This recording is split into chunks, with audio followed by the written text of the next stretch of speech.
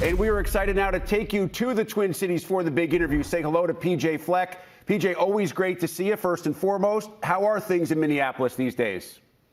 Things are doing elite, Rick. Thanks for having us on the show on Masters weekend. No question, one of my favorite weeks of the year. I'm actually going to get to golf with you in just 1 second, thanks to one of your former players, Tanner Morgan. We had Tanner with us earlier this week, and when we asked him to describe you, obviously said that you guys were and still are very close, but he used the term activator. What does that mean in your culture? That's a great question.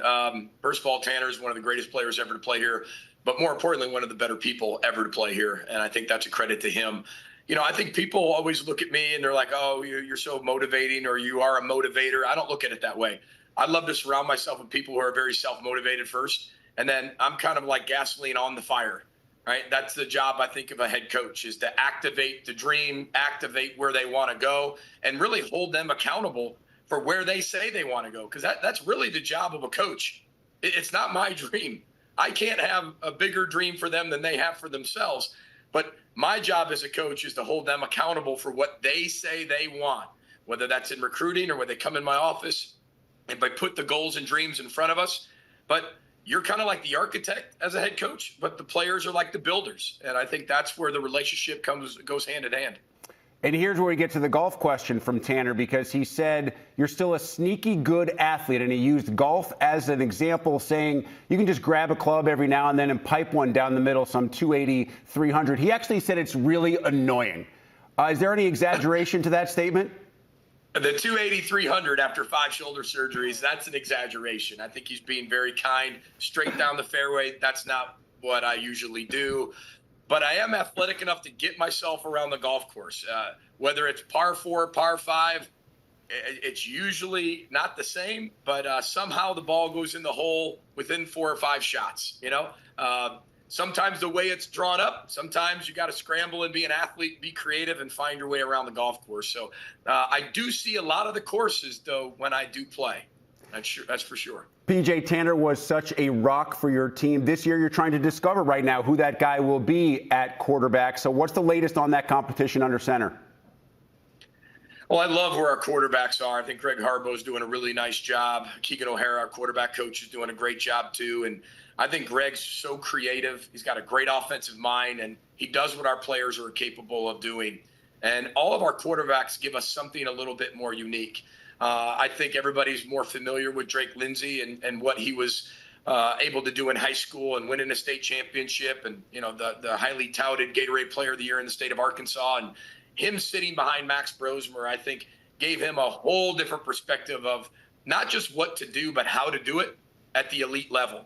And I've never been around somebody who worked like Max Brosmer did. And that's a compliment, being around the Zach Terrells and the Tanner Morgans of the world. But this guy was on a completely different planet. And Drake and our other quarterbacks that were here got to learn from that.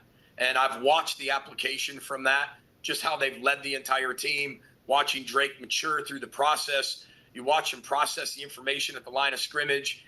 You just don't get the sense that he's a freshman. And I made this comment in a press conference yesterday, just saying that I think he's farther along than any quarterback I've ever had. Doesn't promise him anything, doesn't promise us anything, but it gives us the best chance if we continue to go on that trajectory. And he's taken a lot of what we're giving him and really, really handling it in an elite way. Right now, the portal is such a huge piece for everyone, your team no exception, and surrounding the quarterback, those skill positions, and at the offensive line. I know you did a lot of work in the portal in those 3 rooms, running back room, receiver room, offensive line room, to make sure to get some experience and ability at those spots. How do you feel about where you are there?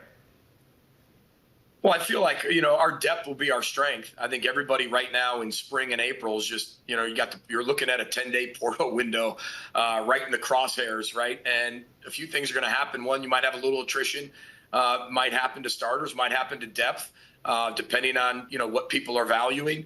But you really kind of look at it. If you can have a deep football team, you can make a run. And I think everybody, you look at all those teams that made the college football playoff last year, all of them were really deep. And it didn't matter who you were.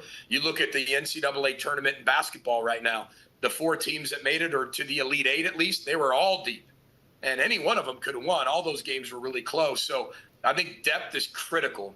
in college athletes, right, or college athletics right now, more than anything. And I think retention is really important. I love what we've done with the offensive line. I love what we've done at the running back position, especially with Darius Taylor helping us in the pass game, probably more than any running back we've ever had, being a natural high school receiver that transitioned into being a running back. We've added some really good depth there with Cam Davis and A.J. Turner. I really like where we are in the wide receiver room.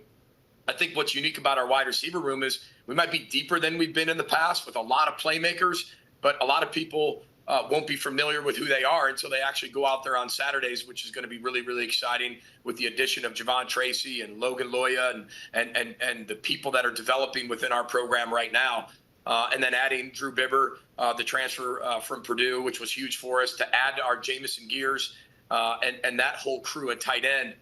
I just love where we're at. But as you know, Rick, as well as I do, ask me in 20 days, and then I'll let you know exactly what I feel about our team when we kind of get at the end of this portal. Right, and then ask you again the day before the season opener, because we all know how much can change before then as well. But before we transition to defense, PJ, I do want to touch on one player who there's been a lot of hype around because he may be playing on both sides of the ball. At least we've seen Perich with that split-colored jersey designating both offense and defense. What's the mindset right now in a process that I know is very early on? Well, we decided to give him the split jersey. Our head equipment manager, Brady Gagnon, is an unbelievable seamstress. This guy can put anything together. It looks like Nike did it, but we were just tired of putting our practices, as you said, Rick, move so fast. We had to pull a jersey off, put a jersey on. We had to put a yellow on, an orange, a vest. And I'm like, just forget about it. You know me, I'm not as patient as most at practice. So we just decided to go with the split jersey. And of course he loved it. Now he's got different color gloves, different color shoes. He wants his helmet on one side. You know, he's taken it to a completely different level, but he is a unicorn when it comes to an athlete. He's only been here since June. I think people forget about that. He hasn't even been through a spring practice. Coy hasn't. And I think this is our opportunity that if he did come early, maybe we would have been able to experiment more with it. But when he got here in June, it was just like all defense. Then we hit the season and we're like, all right, we're going to do the return game. Then we got into the season. I was like, all right, let's dabble in offense. This has been the whole offseason about designing what we can do for him to impact the game at the highest level, whether that's offense, defense, special teams, doesn't matter. And he's at a point now where I think he can handle all that and not just a gadget guy. We're talking about true investment, which has to be on his part too, mentally, physically, and emotionally. But from our coaching staff, we've been fully invested into that. Now, when you look at our playmakers across the board, including him, we're deeper than we've ever been. PJ, you'll have an open spring practice next Tuesday. The first one was for Dinkytown athletes. This one, I understand, for the public to come and view. What do you hope they see? What do you want your team to get out of it?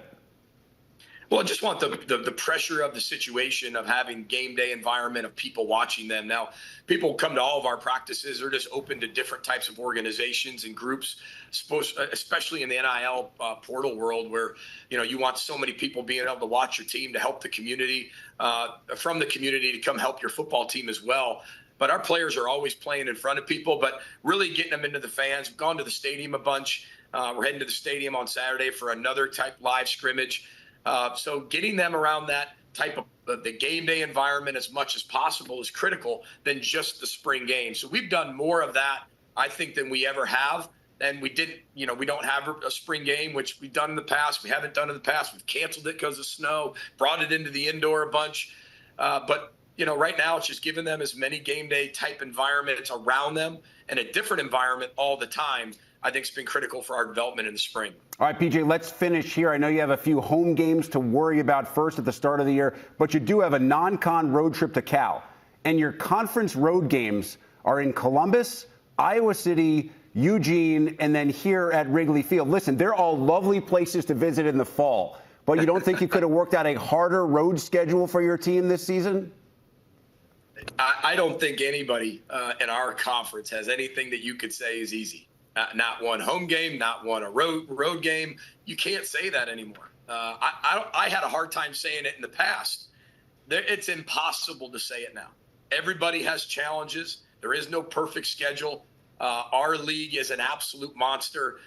We have 9 conference games. I'm just honored to be a head coach in this league and have the competition at that type of level, that every single Saturday or Friday night, Thursday, whenever we're playing and wherever we're playing, you better bring your best football or you'll be run out of the stadium. And I think that's where it's been so competitive this spring, more than any other spring, because we're already preparing for that. We know it.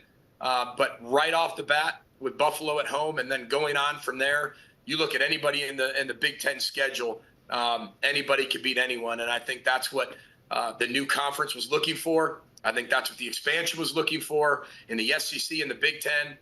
And it's such a fun league to play in. PJ Fleck, Gopher head coach. PJ, always great to catch up. Best of luck to you and the team with the rest of spring ball. Can't wait to see you go after that 7th straight bowl win this coming season. Thanks, PJ. I appreciate it, Rick. Roll the boat, Sky. Go Gophers. Thanks.